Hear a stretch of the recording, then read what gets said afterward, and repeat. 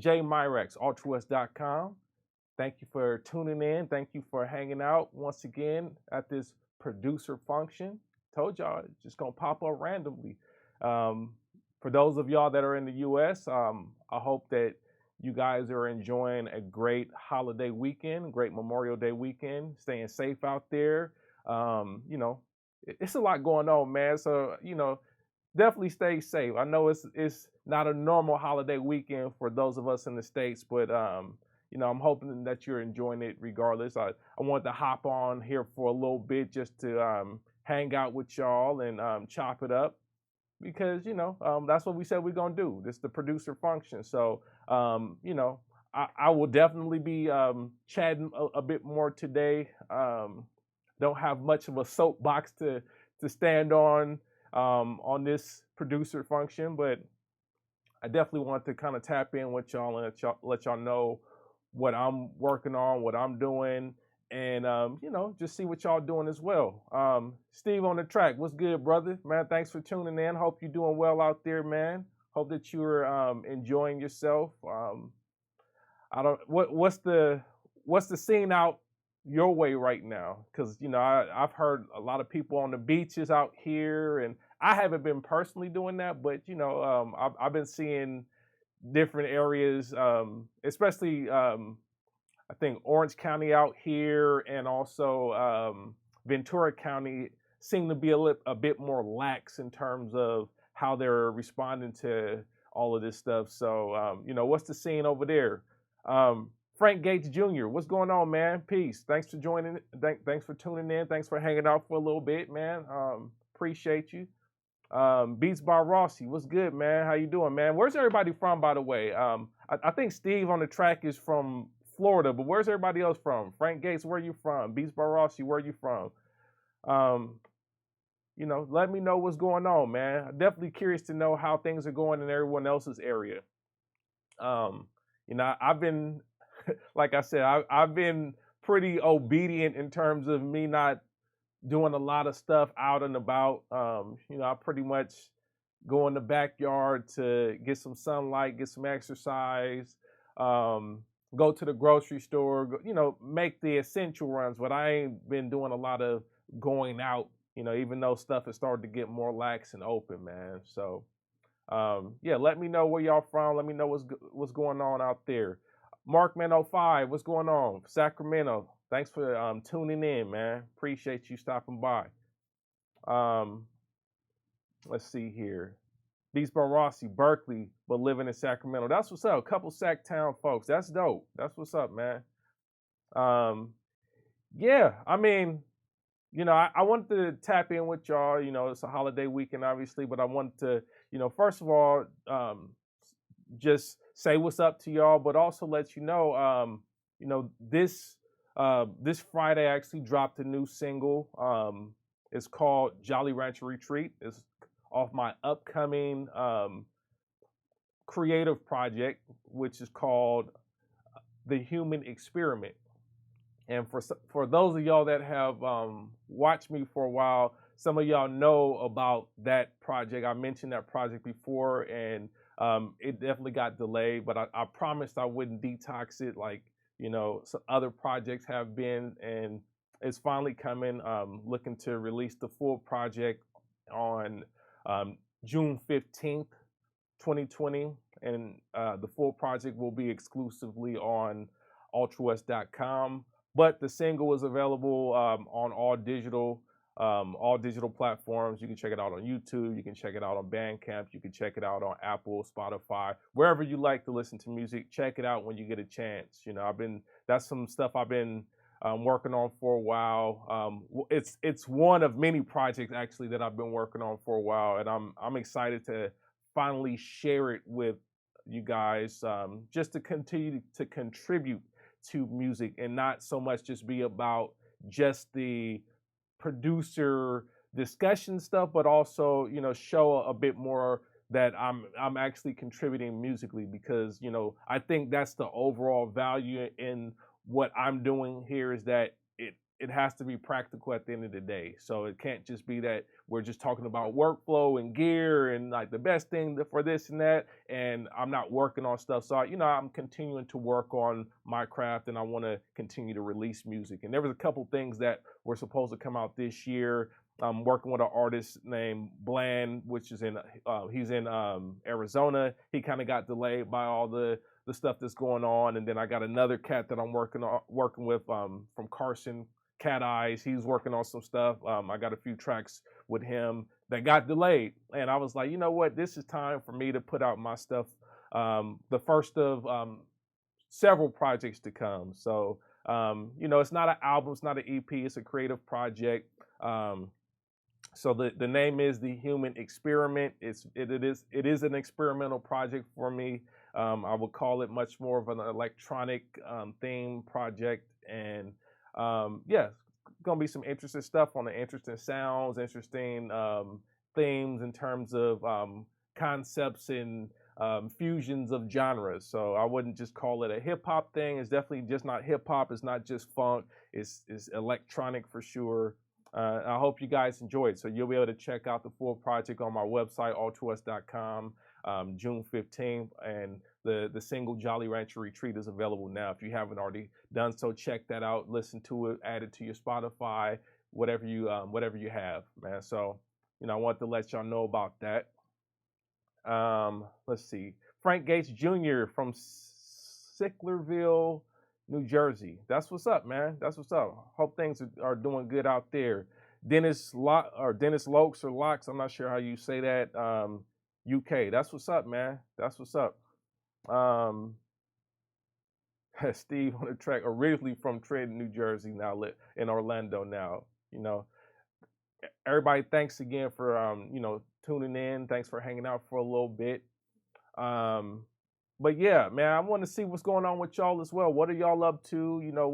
What's got your attention? What are you guys kind of focused on right now? Because I mean, with a lot of us being in the house right now, I think for those that are thinkers and have the ability to rest and relax in all of what's going on, it's a great time to strategize. It's a great time to prepare things. It's a great time to get stuff done if you have the means to actually do that. If you're not, directly affected by, someone sick in your house or, someone that is sick and that kind of thing. So, what are you guys looking at? What are you guys plotting on? What are you guys, concerned with or working on? Outside of the creative project that I'm getting ready to release, I've been continuing to record, continuing to explore and experiment with things. Most recently, one of the things I added to my my setup actually was I had to buy a MIDI merger because if you guys were on 2 streams ago, I did a little situation where I was on the Akai Force, and I was just given like a quick beat making demonstration. It wasn't really like, okay, let's really go in, but I wanted to kind of walk you through some of my first experiences with the Force. But the thing about it was the way my setup is arranged right now, or was arranged, my keyboard was actually MIDI directly into the MPC 4000, which meant that when I was using the Force in that video, I wasn't using any MIDI directly into the Force. I was just doing all audio. So you guys saw me recording stuff from my Summit keyboard directly into the Force. So I was like, you know what? I want to make it where my setup I can use all the keyboards, all the main keyboards in my studio on both devices at the same time. So I bought this MIDI Solutions merger. It's a 2x2 merger. So what happens is all the inputs go to all the outputs. So that means that the motif input is going to the outputs, or going to the output that's connected to the Force, as well as the MPC 4000, and same with the Summit. The output of the Summit is going to the inputs on the Force and the MPC 4000 with the merger. So You know, that was a good addition for my setup because it allows me now to use all this stuff without having to like disconnect things. And you know, I found that I want to have the flexibility in the studio to be able to work like that. So, you know, I've been really just finding more of my workflow and trying to figure out how I want things to work in the studio together. Because I think that's all the big thing is, you know, when you have one piece of gear, it's easy to find a workflow because you got one piece of gear or you got one software application that you use to make your music. It's easy because you don't have as many options. You don't have to think about the setup and the arrangement so much. But when you have multiple pieces that have to work together, you have to be careful with trying to figure out, you know, how you want it to work together. Because I know a lot of people hit a wall with trying to make a lot of things, a lot of separate components and devices function together at the same time in the studio. I think that's the biggest thing that blocks a lot of people with especially hardware workflow is trying to like create the Voltron. You know what I mean? Like when you got gear, I think a lot of us tend to say, how can I best Voltron this together? Voltron, if you guys don't know, if you guys are younger, Voltron is, you know, a classic cartoon where like all these robot machines got together to make some, you know, bigger, more powerful machine. And you're trying to figure out as a producer in your studio how to make the Voltron setup so that it all functions and is all on one accord and is working together.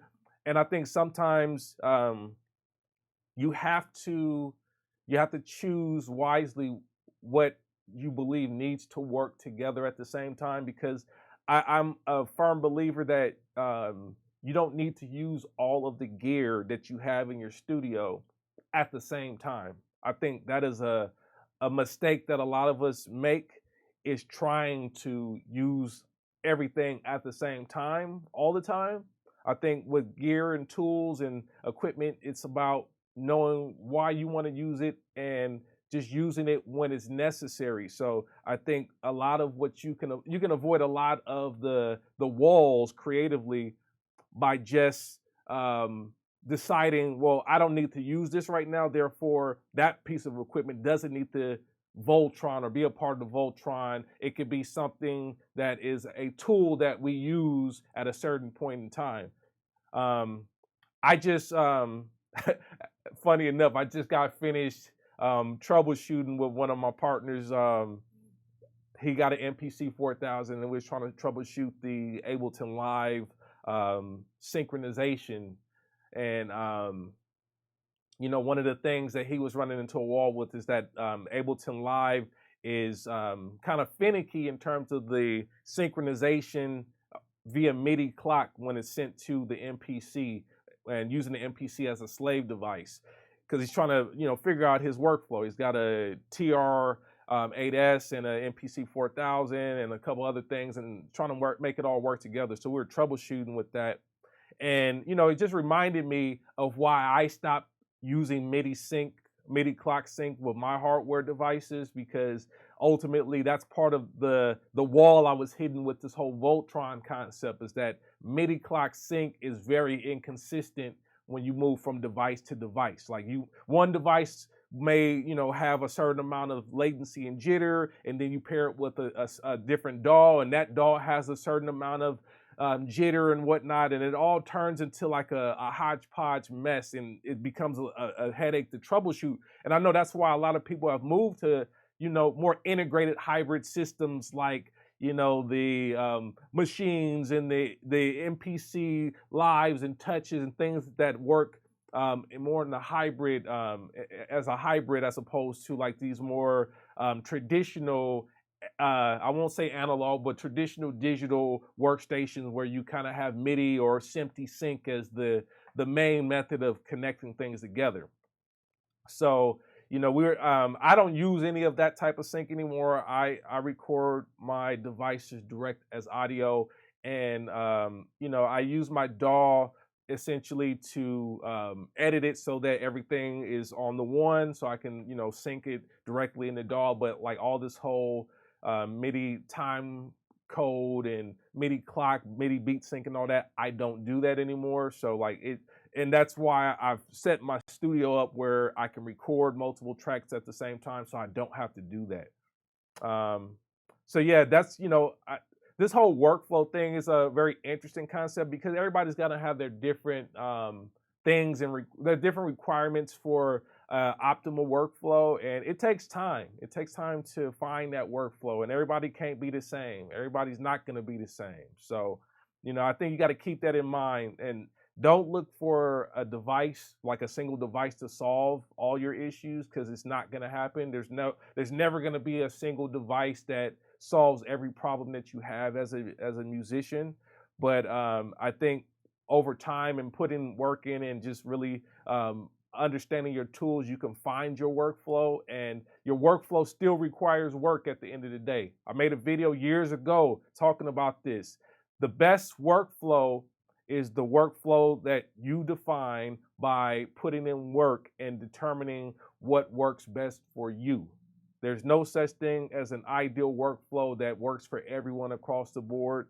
So there's never going to be a piece of equipment that does everything you specifically need it to do. It's going to do stuff that usually that there's going to be a certain threshold of stuff that you require it to do in order for you to get some type of musical output. But then there's still going to be a point where you got to put in the work and figure out, how do I work and how do I think musically, and you use that to help shape how you connect your stuff together and establish your workflow.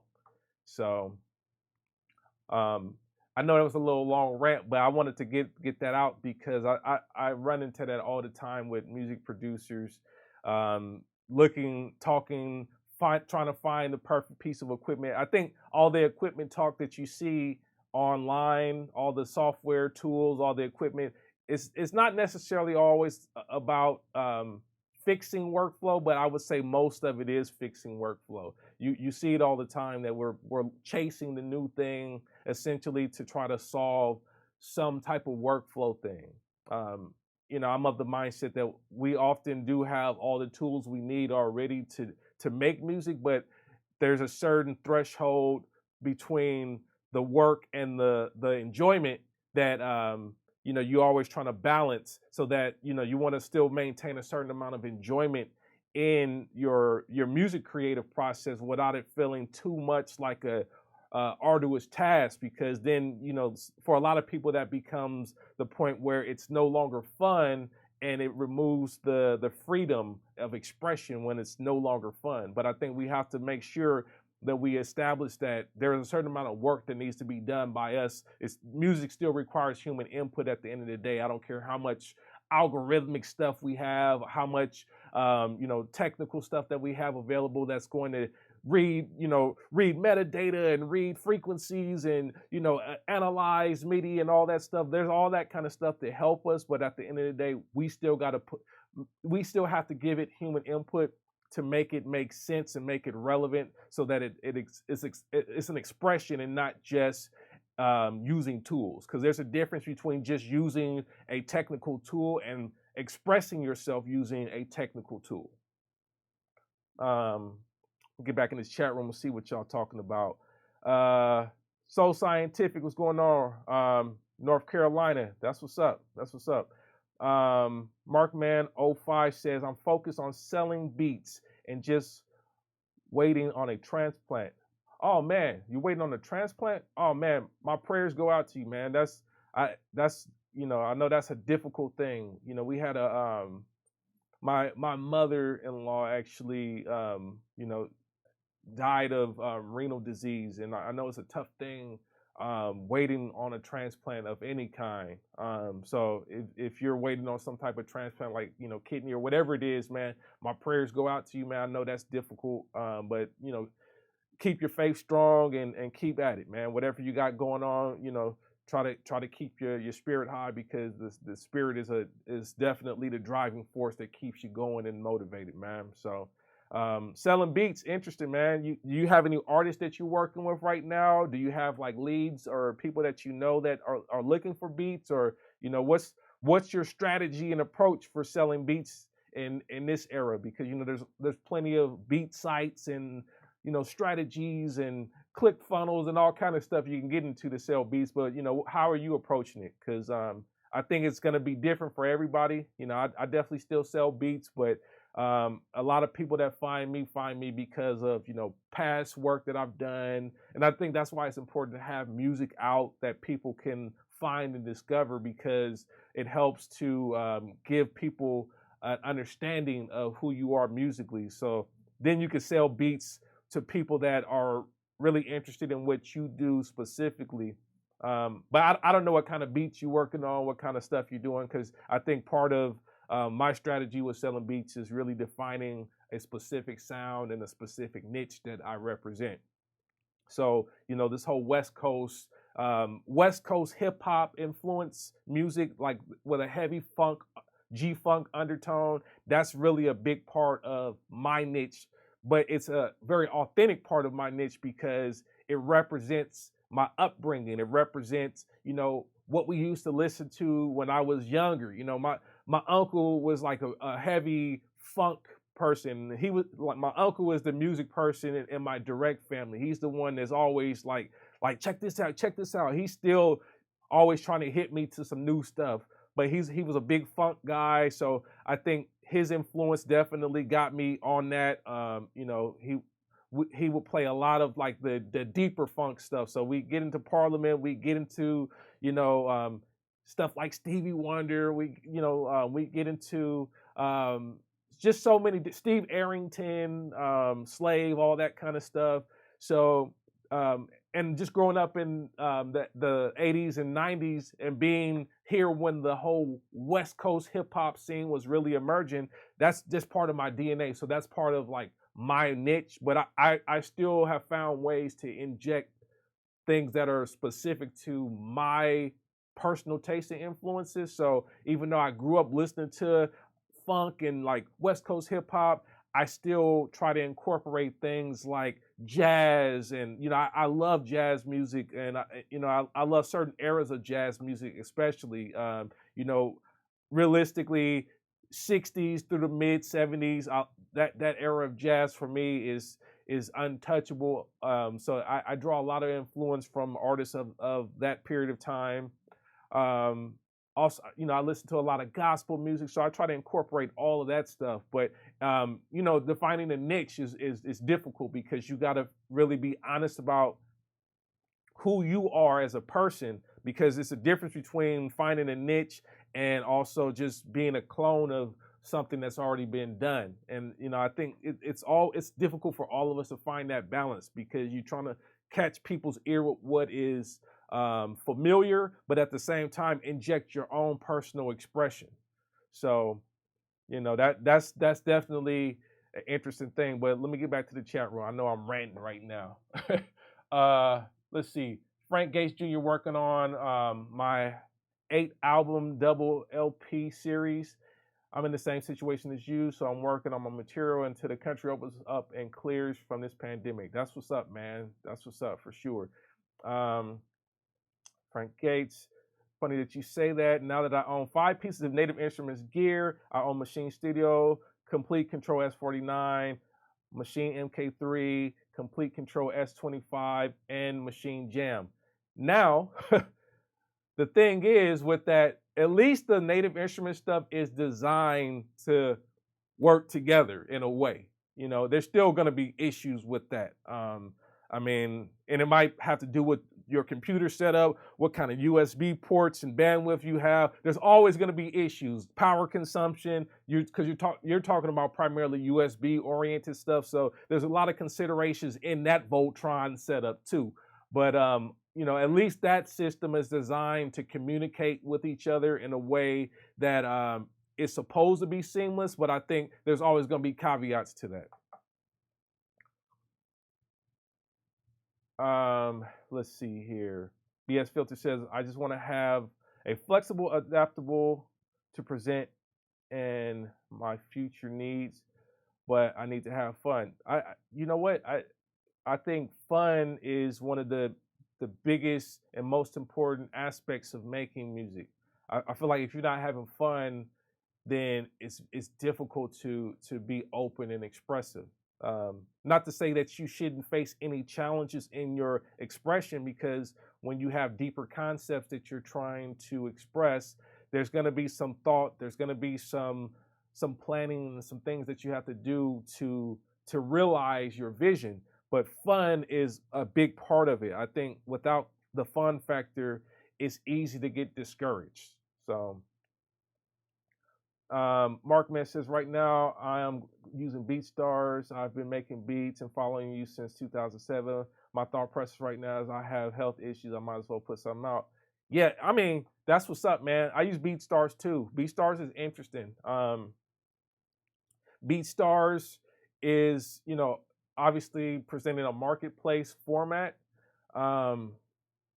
It's such an interesting situation though, because I feel like with BeatStars, the primary user, I have no way to confirm this, so don't quote me, don't go tell whoever owns BeatStars that I'm talking mess about their stuff, but I have the feeling, just from my experience with engagement, that the majority of people that visit that site are producers and not actual recording artists.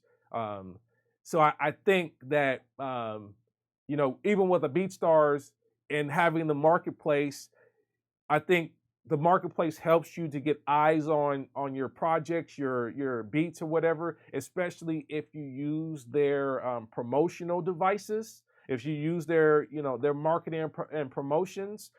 But ultimately, you have to find ways to market and promote your beats outside of that platform in order to find leads that are qualified specifically for you. Because BeatStars is a platform, it's a very generic thing, but you have to have a very specific thing that you provide as a value, and you have to find ways to connect with people that appreciate the value that you bring as a musician. So don't just put your stuff on BeatStars and think that people are just going to automatically find it, but make sure that you're doing your due diligence to figure out what type of people are into the type of music you're making, and make an honest effort to pursue those people so that you can connect with them on the level that they're at. Because if you just rely on BeatStars as a marketplace, I think it's a very slow motion process, and you may not ever really connect with the right people. You might get engagement from producers that are looking at the feed and whatnot, but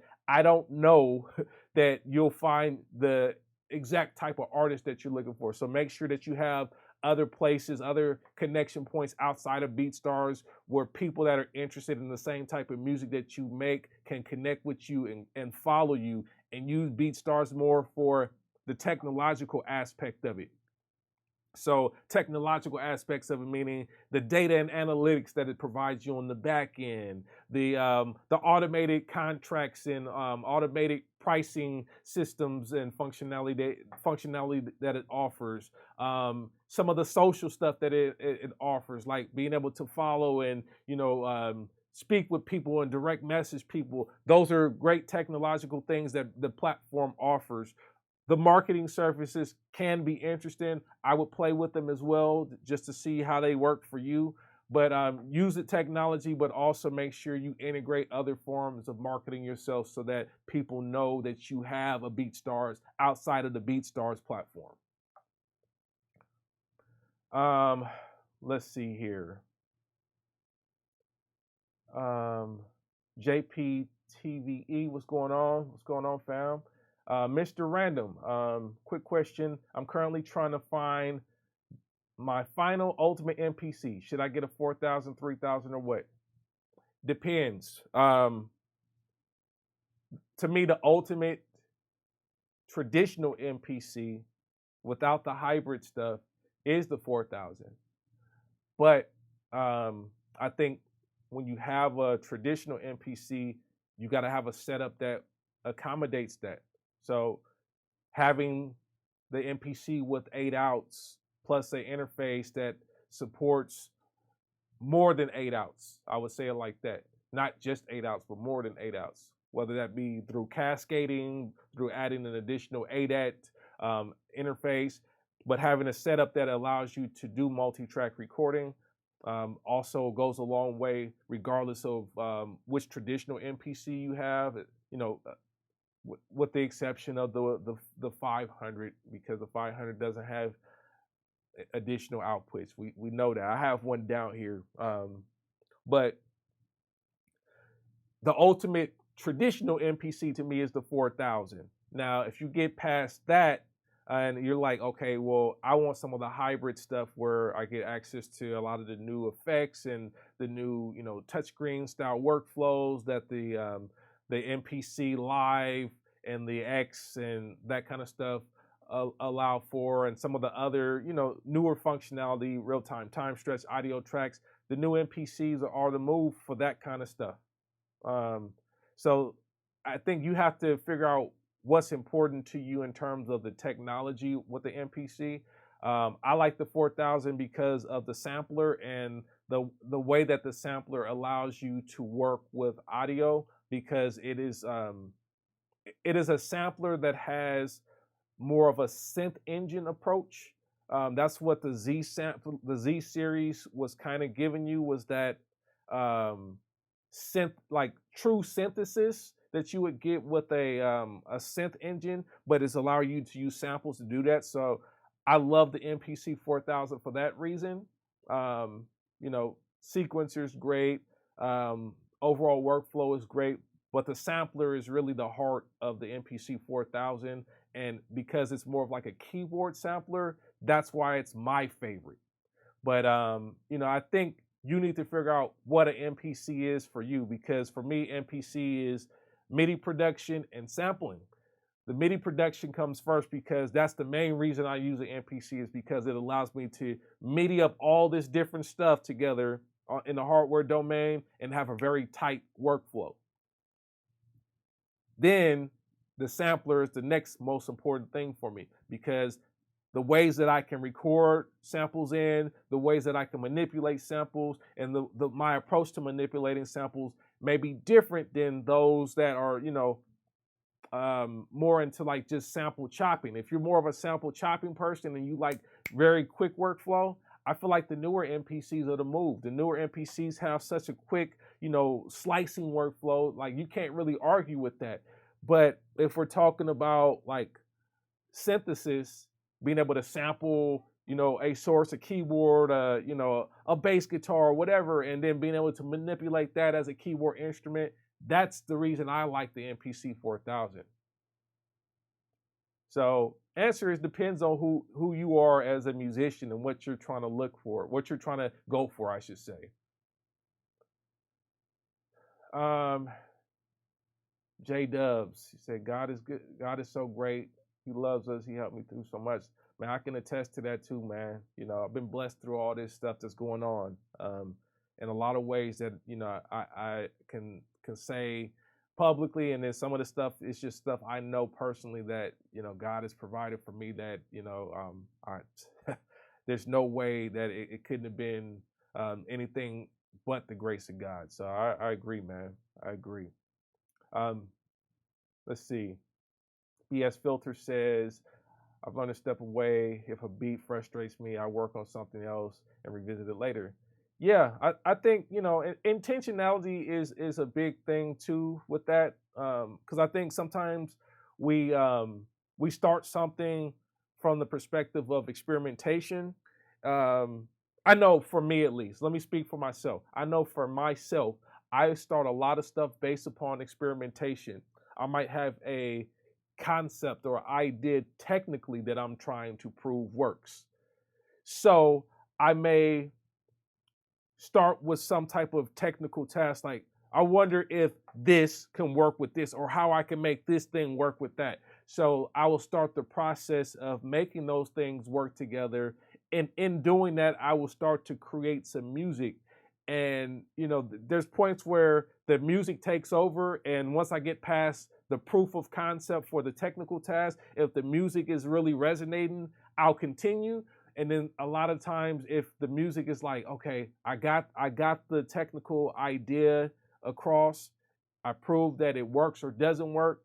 If the music is not hidden, I'll move on from it. So, I think a lot of times with intentionality in mind, if you're doing something specifically as a music concept, like I have this music concept that I'm trying to do, then that can help you to stay on task longer you'll still get frustrated when you hit certain walls, but I think intentionality and having an end result in mind from the musical standpoint is much more powerful as a driving tool than having a technical outcome be your desired outcome. Because once you get that technical outcome, the music might not be meaningful at that point. It might be like, okay, I made something that I really don't like, but I proved this or I disproved that. But if you have a musical idea, artistic concept that you're trying to go for, that can keep you much more engaged.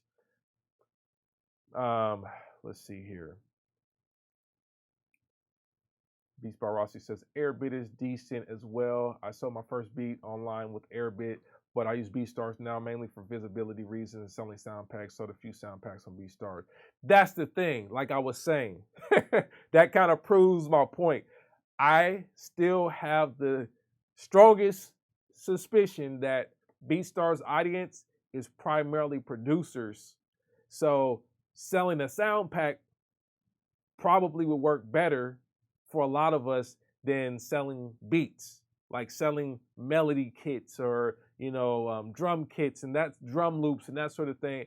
I have the strangest intuition about it, just based on the interactions that I've had on BeatStars, that audience is primarily producers anyhow. So it makes sense that you've been able to sell sound packs. I mean, I've sold beats on BeatStars. Don't get me wrong. I've definitely sold. I've sold a good share of beats on BeatStars at this point, but I still feel like a lot of the people on that platform are producers.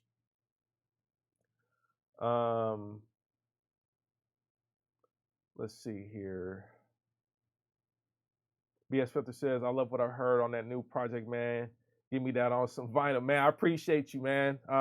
The full project will be out June 15th exclusively on ultrawest.com.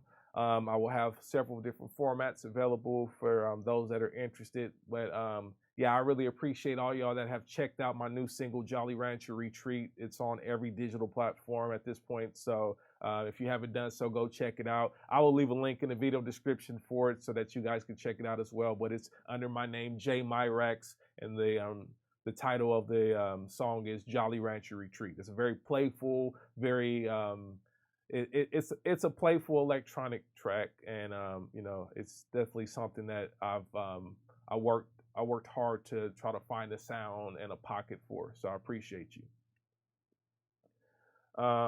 Let's see here.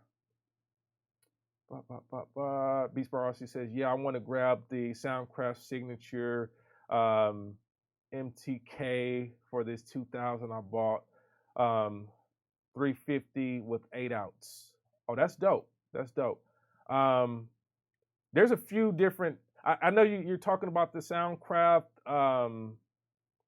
signature. I don't know what type of interface you use, but don't sleep on mixers that have direct outputs either. I have the a Soundcraft signature series as well, not the MTK version. So actually what I'm streaming through right now, what you're hearing audio wise is my Soundcraft.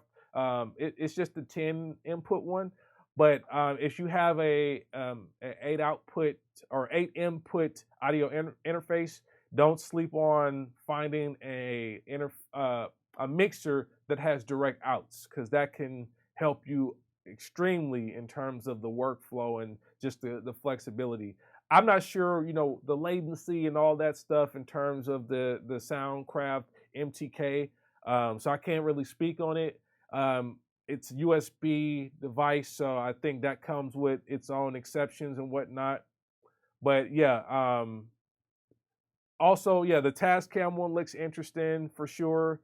The new Korg mixers look very interesting. The new Korg kind of hybrid mixers. So I would check those as well if you have to have a mixer. I don't use a mixer for my recording anymore. I just use my my Apollo Plus Antelope Audio MP8D 8-channel preamp. So I got 16 inputs, and they're very very quiet, I would say. So that's why I like my setup now, because mixers can get noisy. The preamps, even with some of the more expensive ones can still have a lot of noise, and the noise can be cool for some people, but I think for multi-track stuff, it builds up quick, and it becomes a lot of you have to do a lot of workarounds to make that work if you don't get the right situation. So yeah, make sure that you really do your due diligence. I wouldn't just go hop out and just get like a regular mixer. That wouldn't be my first choice, but I would consider just trying to get a audio interface that supports the amount of input you need. So if you can get a more quiet recording, I think it helps you out a lot. It's more flexible. You can always add noise to stuff, but it's more difficult to remove noise. The mixer that I'm using now is pretty noisy. You would hear the noise right now if I wasn't using noise suppression on OBS right now. And that might be why, I'm not sure if the audio sounds a little bit weird or glitchier right now or whatever. I'm using some noise suppression, so that may explain if you're hearing some type of little glitchy stuff going on. It's because I'm trying to suppress the noise from this mixer, because the mixer preamps do have noise. Let's see. Rudy Rhythm says 4000 is my favorite. Also, is fast and flexible. Yeah, the 4000 is definitely a beast, man. I love that one. Frank Gates Jr., Justin Yu, Knife Wonder, and Crisis introduced me to Native Instruments products along with my engineering music colleagues. So I want to say thank you for helping find my way with NI. No, man, I appreciate you, man. I appreciate you definitely. I just try to push anything that can help us creatively, that helps us to think differently. Machine ain't perfect. No device is. I use Machine for over 10 years now. There's a lot of things I like about it, for sure. There's things I don't like about it when I'm trying to do different types of workflow. Lately, I've been on more of a MIDI-centric workflow, and I feel like Machine is not the ideal device for that. Machine is more ideal if I'm going to use much more of a software instrument-based workflow using NKS-compatible plugins and instruments. It works so good for that type of thing, but when I want to do like more of a traditional MIDI setup, there's things that Machine just doesn't do. Like Machine, for example, doesn't support aftertouch, and a lot of my keyboards and synths support aftertouch. So that's one of the things that, that's when I know I need to use something that supports that. I don't use Machine for that, but there's a lot of times where I use Machine. This project that I have coming out, the Human Experiment, that project contains a lot of Machine tracks. I would say probably about 70% of the tracks are Machine, and if they're not Machine, they're battery. So I definitely use Machine a lot, but it's just depending on what I'm trying to do. So but I'm glad that you're enjoying the Machine and all that stuff, man, because it definitely is a cool system. It's a system that I dreamed about when I was younger. So I love hearing it work for people.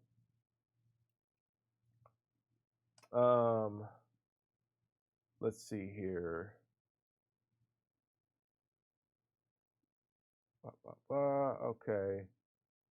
Mr. Random says 3 mysteries I'd like to solve: who killed Tupac and Biggie, Obama's last name, and how Altruist gets money to buy all that gear. Oh man, that ain't no mystery, bro. That, like, and you gotta understand, like, some of this gear I've had for over a decade now, man. It's not really a mystery. I'll tell you like this: the first equipment that I bought, which was like the first real equipment, I used a student loan when I was in college to buy my first equipment. So like my first MPC, I used a student loan, man. Straight up. Of course, a student loan is not for that. I know that, but I use a student loan for that. And later on in life, outside of college, I use credit to buy certain things. when I needed to buy a new, like when I bought my 003 rack, I used credit. Guitar Center has 20, like oftentimes 24 months, no interest. You can just pay it off. I mean, so paying stuff off over time is one way to get it. It's not really like rocket science. I think it's about being a good steward of your finances. Um, when I was in college, one of my favorite books was Rich Dad Poor Dad. I don't know if a lot of you have read that, but Rich Dad Poor Dad changed my life in terms of how I think about money and finances. And it gave me some principles that helped me to manage money differently. And I think that's an important thing. It's just a lot of people in the music community, especially, don't necessarily have a sense of delayed gratification. So, I think having a sense of delayed gratification helps out a lot when you need stuff. I don't buy everything that I want. There's plenty of stuff I want right now that I have to wait because it's not financially wise for me to spend money on it. Like, for example, I'd love to have a real console, like a SSL console, not like a large format one, but something a bit smaller. But still, I love to have something in that price range. But that's not financially wise for me right now. But I think having gear, like I said, a lot of the gear that I have, I've bought over time. Like, I think at this point, this particular motif I've had for over 10 years now. So, that's one piece of equipment that I bought in 1 year. I've had it for over 10 years. 4,000, this 4,000, because this is actually my third 4,000. There was years where, I didn't have money. I had to I bought it, used it, sold it to get the money, that sort of thing. But I've had this particular one for like almost 6 years now. Interface I've had for 6 years. And before that, the one I had before that I had for 6 years. But I don't have a ton of stuff. It's not like I'm buying a ton of stuff all the time, first of all. But I have a delayed sense of gratification, and also I'm okay with saving money and paying down my bills. That's the big thing. So if you use credit, have a plan. Like, only put stuff on credit that you have a real plan and you can afford to pay off within a reasonable time frame. That's why I love the Guitar Center. The Guitar Center 24 months no interest, because that means I have 24 months to look at this as I can divide this payment into 24 months without interest and say, okay, each month I'm on the hook for this, and then I can look at my finances and say, man, can I afford to pay that much more per month on top of all of my other expenses? And keep in mind, other expenses include living expenses, your savings. A lot of people don't talk about savings a lot, but you should have savings. Like, I definitely believe that 10% of everything that you earn should be kept for you. You should learn how to live. Like, ideally, you should learn how to live off of 70% of everything that you make. So if you can figure out a way to live off of 70%, including all the other material needs and stuff, then that'll take you a long way. But I would say I saw somebody ask about Rich Dad Poor Dad today. I still recommend Rich Dad Poor Dad, even though a lot of stuff has changed in terms of the market and how things are working right out here right now. I think some of the principles are still very solid and fundamental in terms of how to think about finance and how, the difference between being a investor, a business owner, an employee, these sorts of things, like the four quadrants it talks about I think that kind of stuff is important. Principles around saving and charity and all that stuff. All of that stuff is important. So I would recommend check that book out. Also check out, I just got finished listening to, I did the audio version, Richest Man in Babylon, which is another great one that talks about finances and talks about, how you should really approach saving money and how you should approach growing money, investing money and all that stuff. So I think all of that stuff is important, and it factors into how you can afford your equipment. It's not, I'm not balling, I'm blessed. God has provided me in a lot of situations. I'm blessed to have a job. Number one, I have a job. So that's part of how I can afford stuff. I'm not a starving artist, but even with a job, a lot of people don't know how to save money. So I think you got to know how to be a good steward of your finances, save money, allocate money, and budget money. Learning how to break out that spreadsheet and look at what are all my expenses each month. So you know all your expenses, and then look at your income and then compare your expenses to your income and then figure out, okay, do I make enough income to justify my expenses? And then say, well, if I don't have enough income to justify my expenses, what expenses can I remove that are non-essential that allows me to still support the whole idea of living off of 70% of what I bring in, right? So have command of a spreadsheet. Like, a lot of people don't do that. Put all your expenses in a spreadsheet so you see where the money is going out every month. And then use that as a guideline for what you can afford. And if that means at the end of the day, you can only afford to save or allocate $50 per month for equipment, then do that. That was part of how I broke down my finances. Like, I have an actual gear fund. Like, this is how much I can afford to spend per month or per year. I kind of look at it in terms of per year. So this is my allocation for gear. So if that's $50, well, I mean, if you want to buy something that's $1,200, that means you need 24 months. That's how that breaks down. $50 times 12, that's 600 times 2, that's 20. That's $1,200, and not you got 2 years. So if you got to pay something off in 2 years, that's $1,200. That's $50 a month.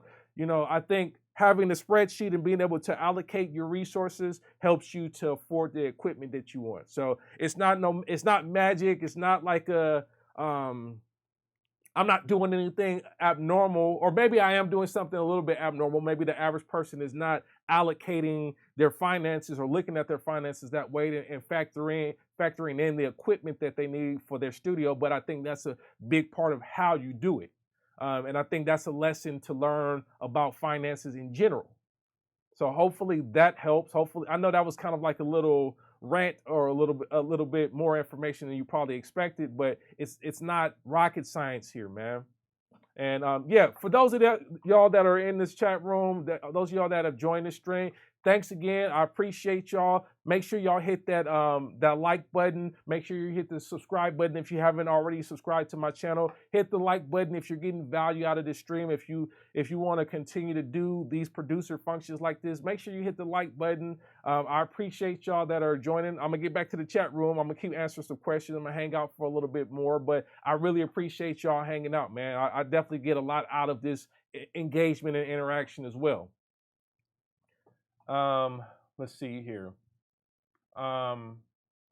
X-Base Kings Ting says, I'm stuck between the workflow of Machine and MPC One. I want to like the MPC One, but the workflow Machine. Yeah, man. I mean, it's a personal thing. I can't say one is better than the other. It's all a personal preference. So, let's see. Markman says, did you put together True School for Machine? Because when I hear it, it reminds me of things you would do. For sure. That was my first Machine expansion product that I developed. So it's definitely got my signature on it in terms of the approach, rhythms. I mean, I'm not the only person that like make patterns for example. Like I had a lot of other producers that I worked with to create some of the patterns and things. I created 2 of the demos in that product as well. I did the Supreme Dialogue, and there's another one I can't remember the name right now, but it's more of a funk one. But that was my first machine expansion product that I developed. And I developed quite a few after I was the lead sound designer on quite a few of the machine expansions. When I say quite a few, like almost 20 machine expansions, I'm the lead sound designer on. And in some cases, I worked with other parties. Like I've worked with MSX Audio as one of the developers or co-developers. I've worked with Divided Souls. I've worked with who else? Snipe Young, Amp Fiddler. I worked with him on several projects. Havoc from Mobb Deep. I worked with him on the Queensbridge story. What else? There's quite a few. I was the one that brought DJ Khalil in the fold as far as the DJ Khalil expansion. That was originally the concept that I worked on. I wasn't the lead sound designer at the end because I had already moved on to a different role, but that was a project that I spearheaded. DJ Khalil one. So I've been a part of a lot of the machine expansions. I no longer work on machine expansions. I'm part of the sounds.com team now. But yeah, I appreciate you recognizing that. That was definitely like True School is definitely the one where you hear a lot of me in it. I think that's the one. It's funny enough. They called it True School, and you know my channel is All True West. I think they kind of make that connection. But you know that was definitely one. That was my baby project in terms of machine expansions. Let's see here. Beast Barossi says, have you ever used the ESI 2000 sampler? Yes, I actually, you're taking me all the way back. That was the first rack sampler that I owned back in 2003. And I bought it so that I can load up sample CDs. So I had some sample CDs, like some vintage analog keyboard sample CDs that I used to load into it. So yeah, I had that. I wouldn't say that was my favorite sampler to use. And let me say it like this. I was young in production at that time. I had only been producing for a couple years at that point, so I wasn't as deep as I am now. There's certain things I knew I wanted to do, but I don't, from what I remember with the ESI, it wasn't as good as the Akai Z4 sampler. I actually own that as well. I don't own it now, but I had that back in 2005. So the ESI 2000, I don't know that I would recommend it today. If you can find one for really cheap, check it out. You know, I'm weary of any sampler at this point that only has like SCSI interface, or you have to find like, you know, some type of emulator to have it read a modern format. So I wouldn't buy it today. I have I have another rack sampler. I have a Kai S3000 down here as well. I rarely use it, to be honest. I bought it for some experiments, some tests and stuff. Got it for cheap. Did some experiments with it, but I don't use it too often. Maybe one day I'll use it again. I'll find a creative inspiration to use it. But right now, because I have the 4000 kind of does everything I need between like groovebox and rack sampler. So that's why I'm kind of more of the 4000 advocate. BS Filter says Z Sounds has allowed me to get my gear. I'm patient, willing to pay. I'm willing to plan my needs and wants out. Yeah, that's the best way. That's the best way. Hollywood Jackson says, best gear you can have is your ears. You don't need much gear if you have a good ear-free game. Yep, you definitely got to have a good ear, because you won't know, you know, how to really contextualize anything that you use if you don't have an ear. So, got to have that. 89106WLV says, what distributor did you go through to release Jolly Rancher Retreat? That was a Distrokid release. So yeah, definitely, Distrokid is what I'm using right now.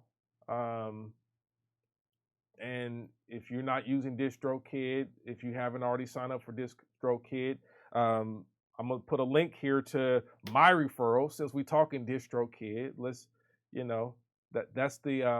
that's my referral link. So if you sign up for Distrokid, please do use that link.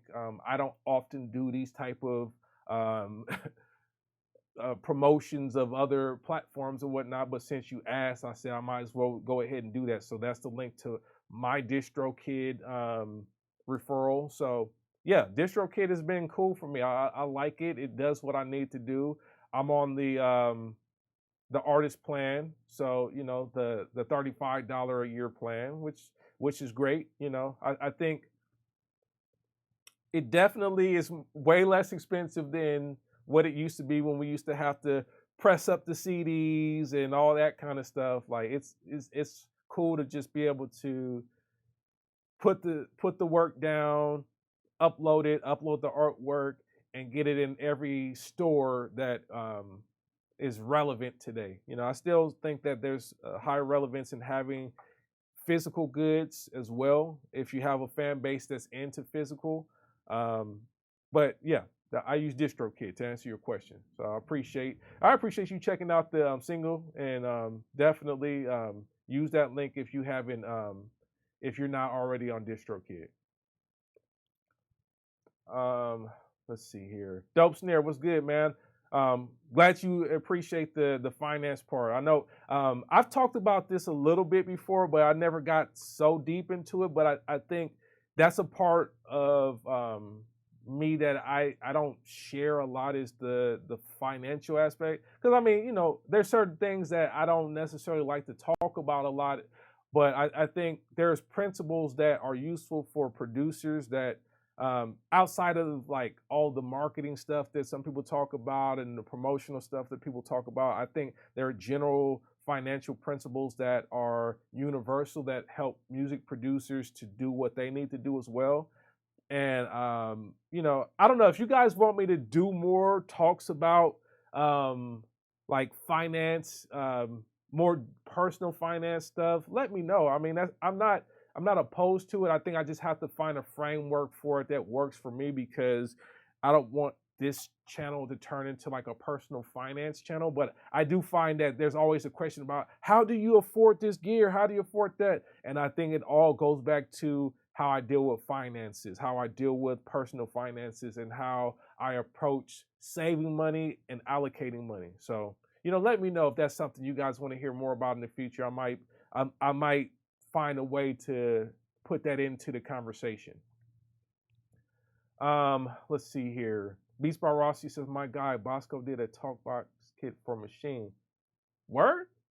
I'm not hip to that. I know Bosco, by the way. Bosco is a homie, but I didn't know that he did anything for Machine. I do know that he did something for sounds.com, because I worked with him directly on that. He has a sounds.com talkbox kit that is promoting the ElectroSpit device that he built. So I worked with him on that. I don't know about the Machine stuff, because I'm not part of the Machine stuff. He might have it. I just don't know about it. So, but yeah, on sounds.com, he has the ElectroSpit talkbox library, and it's dope. He did a great job on that. Let's see here. X-Bass King Ting says, I still use the Akai S3000 XL with SCSI. That's what's up, man. Like, I have not used SCSI in such a long time. It's I don't know if I can even bring myself to use SCSI at this point. I used to have all that stuff, the SCSI terminators, this all the adapters and all that stuff. I haven't used that in a long time. It feels like ancient to me now. Obviously even the 4000 still has SCSI on it, but I haven't used that. But that, man, you're brave for continuing to push that. That's what's up, man. Frank Gates Jr. says, how do you feel about PreSonus Studio Live 32 versus the Behringer. I'm assuming you're talking about the Behringer like X32. Um, I haven't used the Studio Live 32, so I can't really comment on it. I used the when I was doing live sound at church. I don't do live sound right now at church because church isn't open, so we only need one person manning the board. So I'm not doing any live sound right now. But prior to the pandemic and stuff, I used the X32 a lot, and X32 is cool. You know, I like it. It's flexible. It has a lot of great options. I think the way that it works with the computer in terms of it being a USB audio interface is pretty interesting. The recall system is cool. It has some cool effects and whatnot in there. Preamps are okay. They can get a little bit noisy and whatnot, but I think the X32 is probably one of Behringer's best products. I think it's one of their best built products. So I'm not sure that answers your question, but I can only really speak to what I've used. I've not used the PreSonus stuff.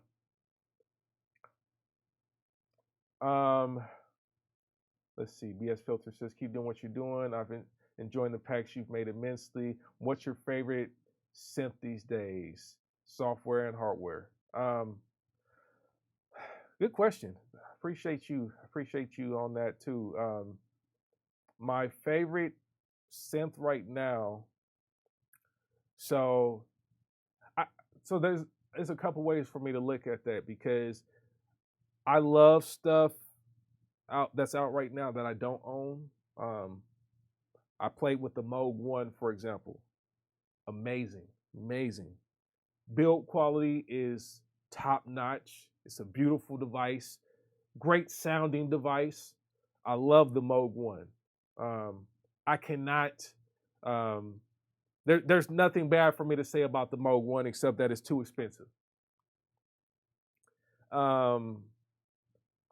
Outside of that, I also like the Hydra synth. That's a very affordable synth that is slept on. I think people are starting to catch on to it, but I almost bought the Hydra synth earlier this year. I got something in my eye now. Huh? But anyhow, I almost bought the Hydra synth. Only reason I didn't is because I just felt like it was going to be the synth of this year that everybody has. And one thing about me that you'll notice is, like, when everybody's going one direction, I tend to go in a different direction, equipment wise or whatever else. Like when everybody started getting on Omnisphere, I got away from Omnisphere. I said, no, I don't want to use the same thing everybody else uses. So Omnisphere is amazing, but I refuse to use it because it's just not the thing. It's, to me, I feel like it turns into, we all start to chase the same presets and sounds and whatnot. So I feel like the Hydra synth is gonna be that synth. It's dope. Don't get me wrong. It's super dope. But I just wouldn't buy it. I didn't buy it. So, well, sorry about that. I didn't buy it.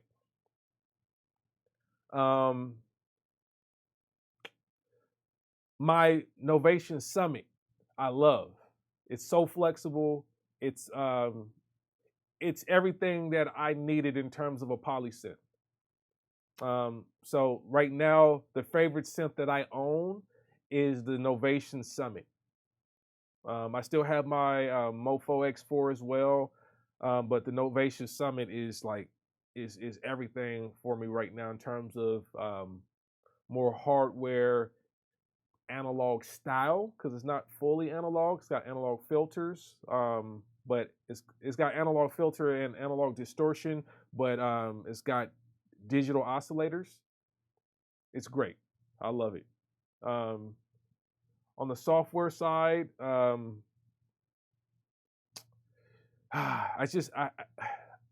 haven't been on the desktop synths for a while. I'm still very much iOS. I use what is it? What I'm using the most these days is Sample Tank and Core Gadget. So on the software side, Sample Tank has been doing a lot for me lately, at least. And before that, it was Core Gadget. So those are my favorite software synths. I mean, take that as you will, because they're kind of more like workstation Rompler style instruments. But that's kind of where I thrive, is in that domain more so. I have to have a lot more of the traditional instrument sounds as well, like the pianos and the Rhodes and the organs and strings and all that kind of stuff. I found that synth, as much as we love synths, it's hard for me to make a song that's like using just synths, because one of the problems with synthesizers is that they don't have a defined frequency spectrum or register that they live in.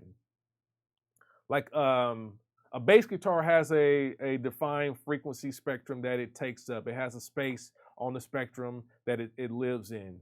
A Rhodes, to a degree, it's not as expansive as like a piano would be, where the piano's kind of stretching the whole range. The Rhodes kind of has a cutoff. It has a curve, and there's the high end it becomes duller, so it has a certain pocket that it fits into. A guitar has a very defined frequency spectrum. So with me, synthesizers are difficult because synthesizers can take up the entire spectrum, but then you still have to figure out how to put the sound in context that works for the song that you're working on. So you have to then define, okay, this synth fits in this space in the song. This synth fits in this space of the song. So I find that, using a lot of synthesizers actually is harder for me musically than using more of the workstation style instruments, or more of the traditional instruments, I would say, where it's like, yeah, the strings, the violin lives here, and the cello lives here, and the viola lives here in between those, and then there's the contrabass that lives down here. That kind of stuff helps in terms of the arrangement and the mix. So, I love synths, but at the same time, I have to be careful with not getting too many synths, because synths can be kind of a dangerous rabbit hole where you have to figure out what synth you need for the song, and you have to make sure that you don't have too many synths in a song, or there's other tricks around that. I think arrangement plays a big role in how to make multiple synths work, and I think having an understanding of the relationship between the time domain and your arrangement is a good way to manage using multiple synths. But that's a whole different topic. We can get into that at a different point. That's a different theory around like using synths and arrangement and whatnot. J Dub says, "Have you worked for Drake?" No, I've not worked for Drake. Not. I know folks that work for Drake. I've chopped it up with 40. Definitely had some interesting nerd out conversations with 40 before, but no, I've not worked for Drake. Valanche Stewart says, "No worries. There's still a sorry lack of info on financial education, especially in this industry. Yes, more will be beneficial." Okay, I'll figure out ways to like incorporate that more and just have a little bit more conversations about that, because I could just tell you stuff that has worked for me, in terms of approach. Like I said, I'm not rich, I'm not balling, none of that stuff, but I definitely have figured out ways to get the equipment that I want and pay for the stuff that I need for my music, and a lot of that has to do with the financial tool set that I'm using and the approach that I'm using. Let's see here. Boom. BS Filter says, "The Hydrosynth and the Korg Wave State are my next victims. I'll stay away from trends to make my own sound." That's what's up. Beast by Rossi says, "Do you run the iPad through processing? I want to use my iPad with my MPC 2000 Yeah, what had a 2000 classic, but I wonder about sonic death versus a hardware device. Sure. I mean, I definitely use, I have a workflow where I will sample stuff from the MPC or from the iPad into the MPC and etc. Um, Let me see if I can pull up a beat where I'm doing that just for demonstration purposes. I think I got some beats that I can pull up that kind of show that workflow.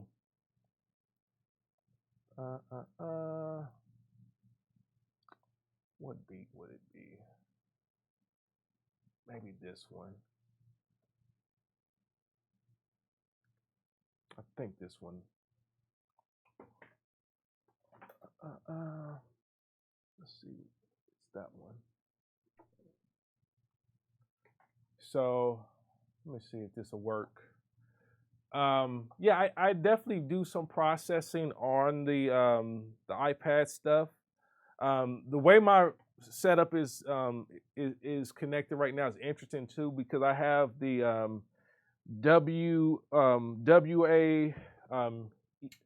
or the Warm Audio EQP series EQs. So those are tube EQs. So everything that I sample into my MPC actually runs through those EQs, either in bypass mode or I'll have them actually in an EQ shape. But yeah, so that's part of the processing I do. And then the other processing I do is just I might run it through some hardware effects or something like that. But let me see here. This might be a good example. Forgive me, I'm just let me know if you guys can hear this stuff from the MPC.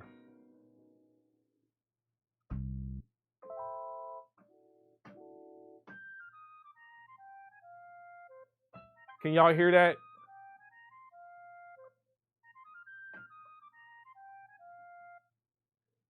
Can y'all hear the stuff on my MPC right now? Let me know. Thank you, Shit.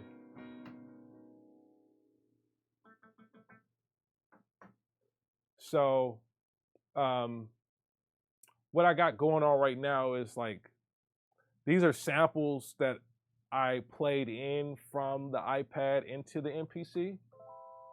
Stuff like that. Let me see. And then, so what I do is, yeah, you guys hear it. The sound is low. Let me see if I can remedy it with this.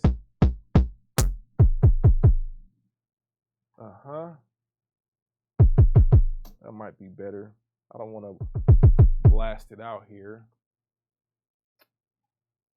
All right. Cool.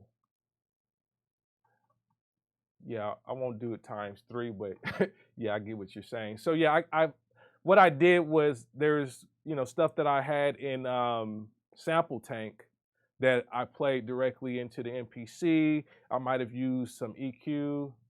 Volume still too low. Let me play this beat and let's see how y'all feel about it. Okay.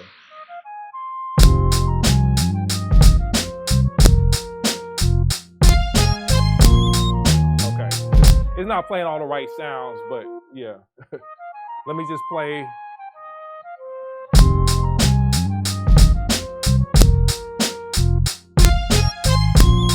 Okay, yeah, it's playing all kind of weird sounds right now because I don't have the right MIDI stuff set up.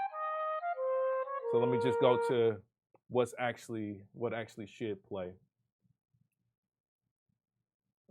So let's turn him off. I think that's what's playing wrong. Yeah.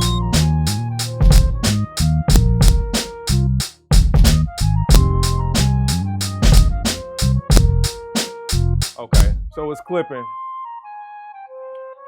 Let's see here.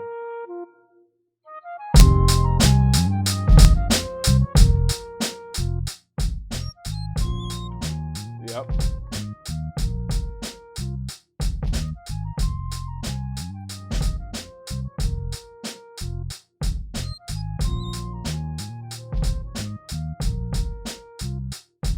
Maybe that'll work.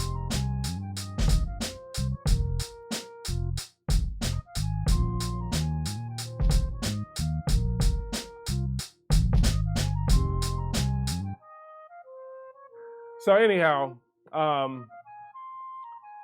processing.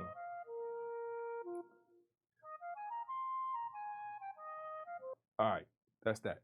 Processing though. With that, hopefully you can hear it now and it's not clipping. Sorry about that because we weren't monitoring through that right now. So, but process wise, what was going on was this. There is a few tracks that I sampled audio from the sample tank, like for example, the Rhodes and the piano. This piano is resampled down to 12-bit using the MPC 4000. This bass line, or this bass, this is a synth bass that I sampled into the 4000. Let me see. So that is that's the melody line. That's another chord that's down sampled to 12-bit. So that's kind of like the basis of the melody and all that stuff.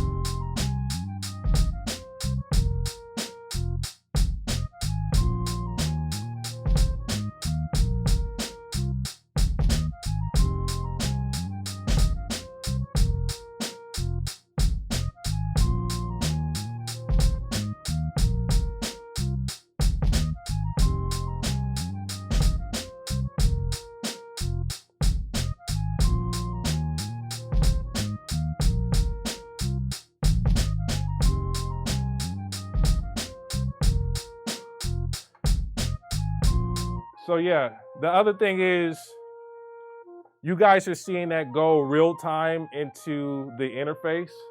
You guys are seeing that go real time into the interface. So you'll see like on the screen back here, this is the console app. This is not Luna. All the stuff is going separate into the interface. So you'll see like one channel is the iPad, one channel is a kick snare, one channel is the main output, one channel is the output 5, output 6, and then it's all separated. So you're hearing it go all separated through the interface right now. So it's kind of like a live mix, so to speak. So to answer your question about processing, I will definitely process the MPC or process the iPad or any other thing that I might be trying to sample into the MPC. I'll process it by running it through like maybe some tube EQs, or I'll use some other processing like, for example, let me see here. I use Strymon Mobius for certain stuff. Play you an example of a track that I did with Strymon Mobius, and you won't be able to hear like the entire thing because it's just not going to work like that. But I'll just pull up some of it so you can kind of see. What was that one called? Oh, it's that one. Do it and then clear. Yes, do it. So, show you another example. This next example was more like sampling the Rhodes.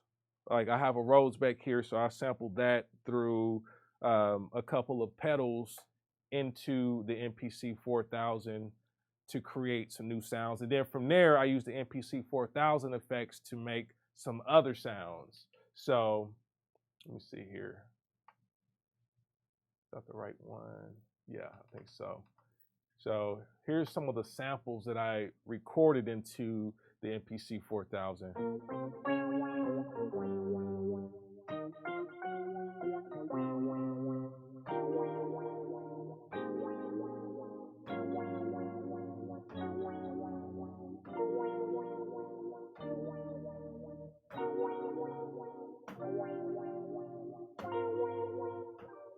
So like those are the sounds. Like now I'm gonna play the sequence. Some of the stuff is gonna be off because none of the like all the original keyboards are not set to the right stuff right now. But I just play it for you so you can kind of understand how I use it. So like, you know, using chords like that and little melodies, I kind of put this together.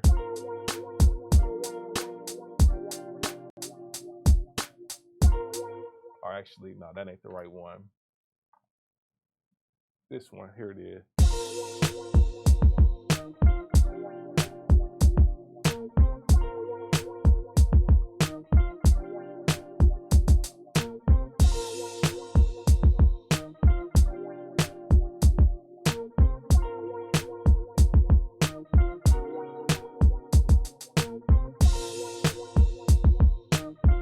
So that's kind of like, you know, the kind of stuff I'm doing with the sampler is like doing like sequencing different resampled melody chops. I can kind of play you how that sounds in a more full context. Let me see if I think I got that tracked in already. Pull it up in Logic maybe. So, you know, I'm definitely using a lot of processing to get the sounds at this point. It's just, you know, it's all about the creative process though. At the end of the day, I'm trying a lot of different stuff just to see, you know, where it can go. So I wouldn't say I have one way of doing any of this. I definitely have multiple methods, and you know, I showed 3 ways to incorporate synths with your MPC. I did that a few years ago, but even then, since then, I'm using different stuff. So like, this is how the track sounds, and it's playing from Logic now.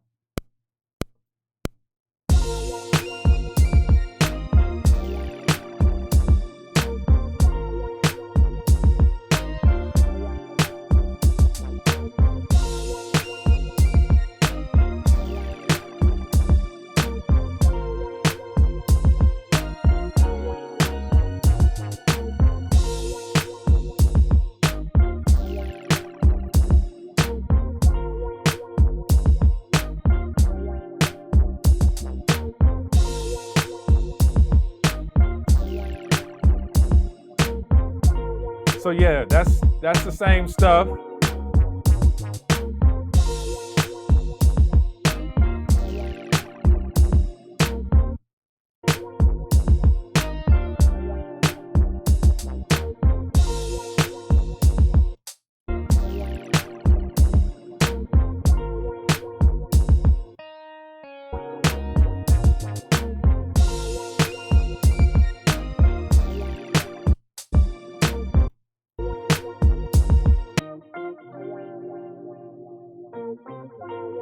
Yeah.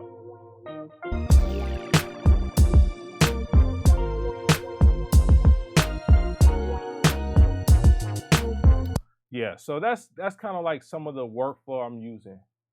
That's kind of some of what I'm doing just to kind of, you know, get creative and do something a little bit more inspiring. But I found some cool effects in the MPC 4000 that I really like. You know, that's not on the project, by the way. That's some new stuff. That, you know, the project is some other stuff. But yeah, that's kind of where I'm at right now in terms of like finding some workflows. I appreciate y'all that enjoyed that already. But yeah, to answer your question in a more thorough way, yes, I'm definitely doing a lot of effect processing on the sounds from Sample Tank to get it to sound the way I want it to sound. It's not just about just sampling or recording directly from Sample Tank, but using a lot of the tools that you have in iOS, you can do some really cool things. So, you know, there's stuff like AUM, for example, that allows you to affect the output of a instrument on iOS. Like, so I can send sample tank through AUM, and then in AUM I can put what is it? I forgot what the guitar joint is now. Amplitude. Why was that escaping me? Sometimes I'll use amplitude and put that on top of the signal. So then, you know, you're using it like a stomp box on top of what's going out of sample tank. So there's a lot of different ways, and I think that's why I like the iOS system, because it's replacing a lot of what I was doing with the motif and other workstation keyboards, but it's a lot more modular, more flexible. So anyhow, man, let's see here. I think I'm a call it for the day. You know, we could probably go on forever, but I just wanted to tap in with y'all for a little bit, man. I appreciate everybody that stopped by on this Memorial Day holiday. Really appreciate y'all for sure. You know, if you haven't already done so, make sure you like this video if you got value out of this. I know we did a lot of different stuff. We talked about a lot of different stuff, so I appreciate y'all that have hung out. Make sure you like this. Make sure you subscribe to the channel. Also, like I mentioned earlier in the stream, I just released a new single called Jolly Rancher Retreat. It is available on all digital streaming platforms. It is off my upcoming project called The Human Experiment, and that will be exclusive on ultrawest.com. So make sure that you look out for that. But in the meantime, you can listen to the single. You can buy the single if you want to buy it, or you can just listen to it, whatever you like. So really appreciate y'all once again. Like I said, we're not gonna, this ain't gonna be the last time we do this. We're gonna keep doing this. This is the producer function. So next time, just, you know, just pull up. You know, if you got time, pull up. And that's what it is, man. And I'm gonna holler at y'all. Until next time, I just want to tell y'all peace and God bless.